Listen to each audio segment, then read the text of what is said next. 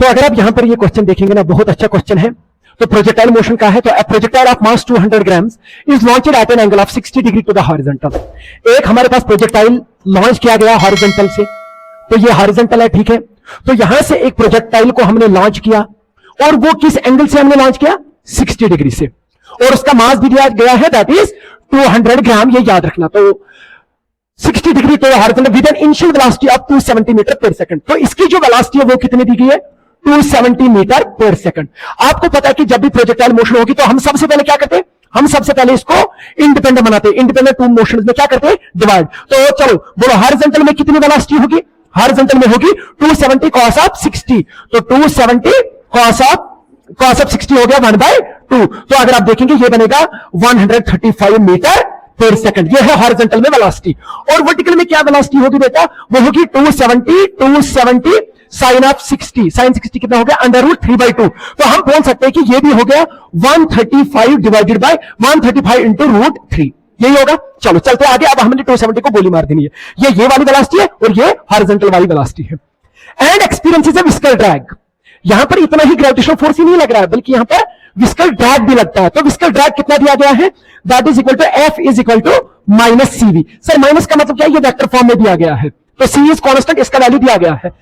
जिधर की ओर वेलोसिटी होगी ठीक उसके अपोजिट विस्कल ड्रैग आएगा। इसका मतलब कि अगर हम हॉरिजॉन्टल मोशन की बात करेंगे तो हॉरिजॉन्टल में ये इस वेलोसिटी के साथ जा रहा है, तो इसको कंटिन्यूअसली पीछे क्या लगेगा? विस्कल ड्रैग। अगर वर्टिकल की बात करेंगे, वर्टिकल में ये ऊपर जा रहा है, तो वो विस्कल ड्रैग कितना लगेगा? नीचे की ओर। जब ये वहां से वापस आएगा तो विस्कल ड्रैग लगेगा ऊपर की ओर। ये है इसका मतलब। कोई बात नहीं, V is the instantaneous velocity of the projectile. तो पता चला कि इसकी वेलोसिटी हर जगह 135 नहीं रहने वाली है, क्योंकि यहां पर हम विस्कल ड्रैग भी इंक्लूड करते हैं। और इसकी भी ये तो कंफर्म है कि ये भी हर जगह सेम नहीं होगी। कोई बात नहीं है।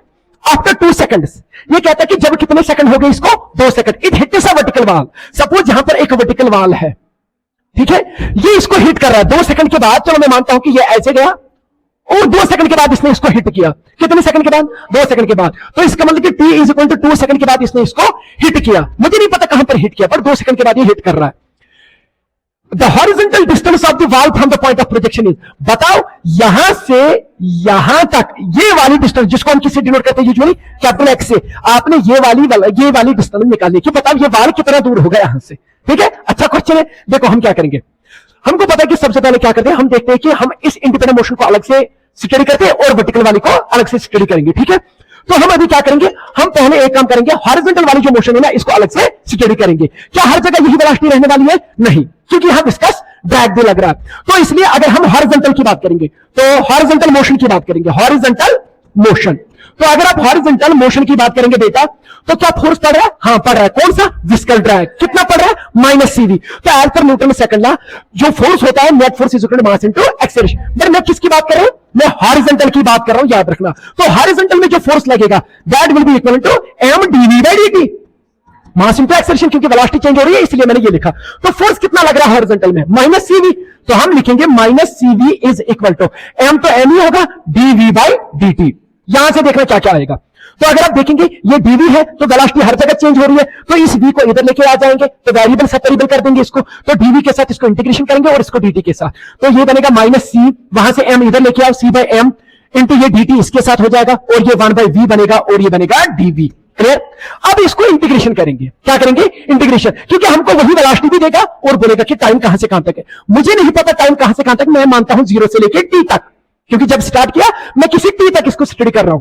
तो वेलोसिटी क्या होगी? इनिशियल वेलोसिटी तो ये है, मैं मानता हूं कि वो u है, और जब t टाइम होगा तो उस टाइम वेलोसिटी कितनी है? v velocity. तो इंटीग्रेट करिए। c का वैल्यू कितना दिया गया है? c का वैल्यू दिया गया है दैट इज 0.1। तो c का वैल्यू है 0.1, और m का वैल्यू कितना है? 200 ग्राम। तो वो हो गया 0.2 ऐसा यूनिट में, ऐसा केजी में, तो ये बन जाएगा C/m। तो 0.1 डिवाइड बाय 0.2 वो हो गया 1/2। तो पता चला कि इस -C/m का वैल्यू क्या होगा? -1/2 या -0.5। तो वो हम इधर लिखेंगे, मैं इधर लिखता हूं अब ये, तो वो कितना निकलेगा?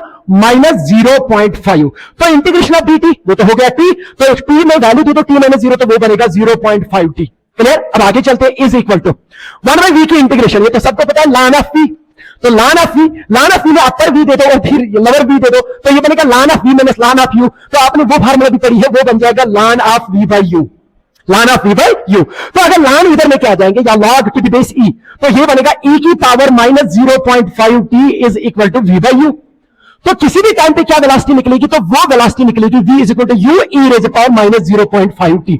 बात सुनो, क्या हमने हॉरिजॉन्टल डिस्टेंस निकालनी है, तो हमें निकला किसी भी टाइम पे हॉरिजॉन्टल वेलोसिटी। अगर हम इसको डिफरेंशिएट करेंगे या dx by dt लिखेंगे तो क्या वहां से डिस्टेंस निकलेगी, तो इसलिए हम v के बदले क्या लिखेंगे, dx by dt is equal to u। ये है, ये हॉरिजॉन्टल की मैं बात कर रहा हूं, u e raise power minus 0.5 t। तो इसको हम क्या करेंगे, वेरिएबल सेपरेबल है, ये dt इधर लेके जाएंगे, तो ये क्या बनेगा, इधर मैं लिखता हूं इस कलर से, तो ये बनेगा dx इज इक्वल टू किसके बराबर बनेगा, u e raise power minus 0.5 t dt। Clear है। अब इंटीग्रेशन करेंगे क्योंकि हमने dx करके x मानना है, तो चलो मैं कहां से कहां तक स्टडी करूंगा, 0 से लेके x तक, वही मुझे चाहिए x, 0 से लेके x तक। और यहां टाइम कहां से कहां तक होगा, 0 से लेके 2 तक, तो 0 से लेके 2 तक, तो हो गया what is the integration of dx, x, तो x में 0 बन जाएगा, x इज इक्वल टू, तो ये u बाहर निकलेगा, तो u बाहर निकलेगा, e रेज़ पावर t की डिफरेंस इंटीग्रेशन क्या है, e रेज़ पावर t, तो ये बनेगा e raise power minus 0.5 t। But इसका ये कोएफिशिएंट क्या है, माइनस 0.5, वो डिवाइड हो जाएगा, तो डिवाइड बाय माइनस 0.5, तो अपर लिमिट क्या लगेगा 2 और लोअर लिमिट क्या लगेगा 0, ध्यान देना। तो यहां से क्या क्या बाहर निकल के आ जाएगा, हो गया खत्म, तो x is equal to u भी बाहर आ जाएगा, माइनस 0.5 भी बाहर आ जाएगा, तो वो डिवाइड है, तो वो ऊपर बन के, तो 1/2 है, तो वो 2 बनेगा, तो ये बनेगा माइनस 2u, ये पूरा बनेगा माइनस 2u। तो e का पहले पावर क्या दे दो, t के बदले 2, तो 2 इंटू 0.5 क्या हो गया 1, तो ये बनेगा e रेज़ पावर माइनस 1, तो वो हो गया 1/e, तो माइनस हो जाएगा, t का वैल्यू क्या दी तो 0, तो 0 इंटू दिस बन जाएगा 0, e रेज़ पावर 0 हो गया 1, तो वैल्यू पुट कर लो, गेट द आंसर। तो x is equal to minus 2, u कितना है, 135, तो 135 इंटू 2 135, तो 1/e, का वैल्यू इसने वहीं से बोला है कि कितना ले लो 2.7, तो 2.7 माइनस 1।